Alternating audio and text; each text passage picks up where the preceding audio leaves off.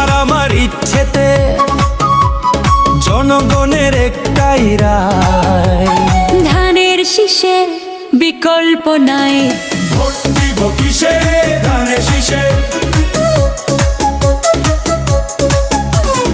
অধিকার ফিরে পেতে চাই, গণতন্ত্রের মুক্তি চাই। জুলুম শোষণের অবসান, ধানের শীষেই সমাধান।